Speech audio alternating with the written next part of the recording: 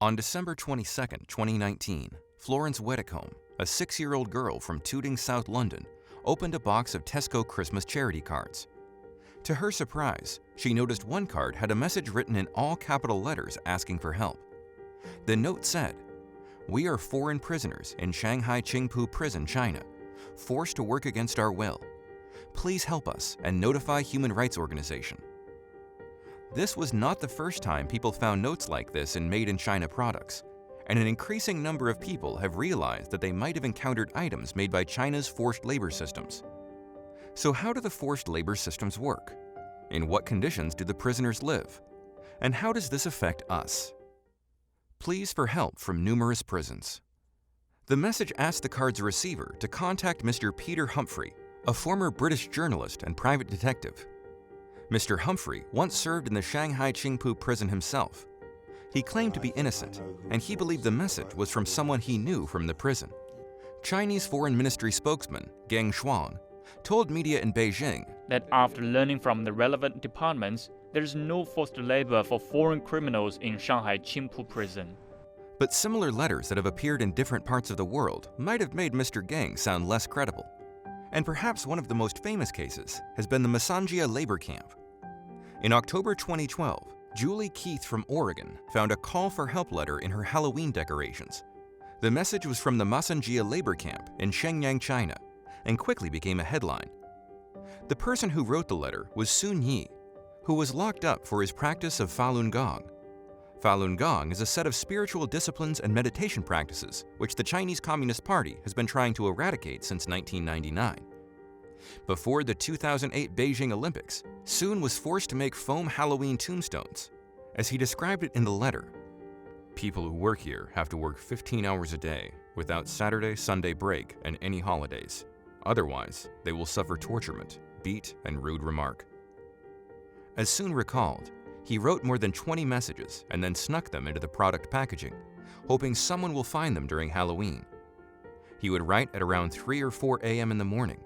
The lights in the cell were kept on even at night. As he lay in the bed facing the wall, he would take out the paper and pen quietly. He had to hold the breath to be able to hear anyone walking by. His torso was held still to prevent the letter from being seen. In December 2016, Sun managed to escape from China, and he met with Julie Keith the next year. His experience was made into a movie named Letter from Masanjia by Peabody Award-winning director Leon Lee. In September 2012, Stephanie Wilson discovered a letter and a picture in a Saks Fifth Avenue shopping bag. The letter said, "We are ill-treated and work like slaves for 13 hours every day, producing these bags in bulk in the prison factory." It was signed by a person named Tonain Emmanuel Nyong, but the authenticity couldn't be verified until 2014, when news website DNA Info reached someone who claimed to be Nyong. He was from Cameroon and was detained in Qingdao, China for fraud charges he denied. And he told DNA Info that from 2011 to 2013, he was forced to work from 6 a.m. to 10 p.m. to make paper bags, electronics, and garments. Media outlets such as Vox.com and the Epoch Times have also reported similar cases. The low-cost labor force. A 2019 report by the World Organization to Investigate the Persecution of Falun Gong, or the WOIPFG, revealed that in the early 2000s, Italy's My Doll toys were made in the Shanghai Qingsong Women's Forced Labor Camp. According to Li Ying, who served in the camp for being a Falun Gong practitioner, from June 2002 to May 2003, she was forced to sew the dolls' clothes and pack the finished items. The forced laborers usually worked from 7 a.m. to 11 p.m. Another company mentioned in the report was Xinjiang Tianshan Wool Tech Stock, a supplier for Banana Republic and Neiman Marcus. Its website indicated exports to countries like the US and Germany. From 2000 to 2002, over 50 Falun Gong practitioners at the Xinjiang Changji labor camp were forced to make wool sweaters for the company for over 20 hours a day. Due to long hours of standing, their legs would start to swell. According to Minghui.org's 2014 CCP Prisons Forced Labor Investigation Report, the forced laborers aged between 16 and 70.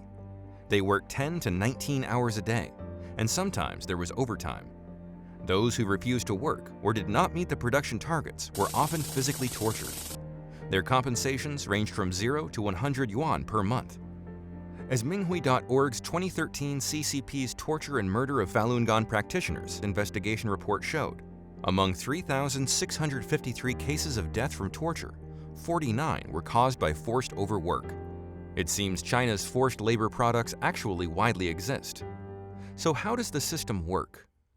The large forced labor supply chain. According to the Laogai Research Foundation, China's state-owned prison enterprises have existed since the Mao-era. Laogai is a Chinese word invented by the CCP, meaning reform through labor. It is managed by the CCP's justice system in a military style. And based on partial 2019 data from the WOIPFG, China had 681 state-owned prison enterprises. Their human resources came from forced labor, which had very low costs. According to China's Ministry of Justice, in 2013, China had 1.8 million prisoners. The entire country's prison enterprises output quadrupled from 1984's 2.77 billion yuan to 2001's 11.72 billion yuan. Fixed assets tripled from 3.4 billion to 11.6 billion yuan. The CCP stopped publishing these figures since China joined the World Trade Organization in 2001. We are not sure how much the prison's output had increased since then, but between 2001 and 2019, China's official GDP and export had grown about 9 times and 8 times respectively. The sizes of prison enterprises can be astounding. For example, the Sichuan Hoqiang Group, a company owned by China's Sichuan Provincial Prison Management, had at least 36 subsidiaries alone. As of the end of 2017, the province's prison enterprises had about 3.5 billion yuan in assets. This was in just one of the over 30 Chinese provinces. The profitable world factory. Working silently, intently, and urgently, they take diodes from the pile on the left, rub them on the mat, straighten them, and then place them in the pile on the right. This was the image recorded by Yu Ming, an entrepreneur who went undercover in the Masanjia Labor Camp around 2008. The work recorded was done for the Shenyang Good Work Electronics, which was 40 minutes drive away. Each prisoner was forced to make $2,500 worth of products a day for almost zero compensation. The company was listed by Taiwan's Good Work Semiconductor as its factory. It had assets of $7 million and a so-called capacity of $320 million per month. China's Lens magazine once reported, at its peak, Masanjia had 5,000 being re-educated. They worked for free, which created large profits, accounting for those forced labor export products. The annual output value is close to 100 million yuan. Another manufacturer, Hangzhou Zishine Industrial, outsourced its production of clothing to 38 prisons and over 40,000 laborers. It made 5 million pieces per year, worth 50 million yuan for customers in Europe, North America, and Australia.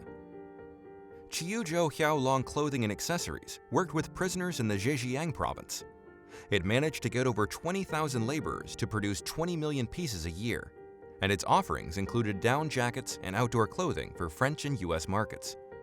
According to Minghui.org's 2014 CCP Prisons Forced Labor Investigation Report, prisons across China had produced hundreds of categories of forced labor products, which had been exported to at least 15 countries and regions in the name of Chinese companies. So how does this inhumane supply chain affect us? The hefty price to pay. The CCP's forced labor supply chain has existed for decades. A large amount of forced labor products has been flooding the markets. It has made the countries that protect workers' rights appear less competitive. As a result, it has reduced job opportunities in those countries. And the more the world buys from the prisons and re-education camps, the bigger and more powerful the system will likely become. The CCP and those involved in the system will be the only ones getting the benefits in the long term, and the rest of the world will have to pay the hefty price. More importantly, forced labor and slavery are unethical, and the CCP's practice violate the UN's Universal Declaration of Human Rights and the United Nations Convention Against Torture. What other countries can do is to introduce legislation that stop any forced labor products from being imported. And before that happens, companies should avoid outsourcing production to suppliers that work with the CCP's prisons and labor camps. As Abraham Lincoln said, "Slavery is founded in the selfishness of man's nature. Opposition to it is his love of justice." What's your opinion on the CCP's forced labor supply chain? leave your comments below. Thank you for watching Unseen Fortunes. If you enjoyed our content, please click like, subscribe, and share. We'll see you next time.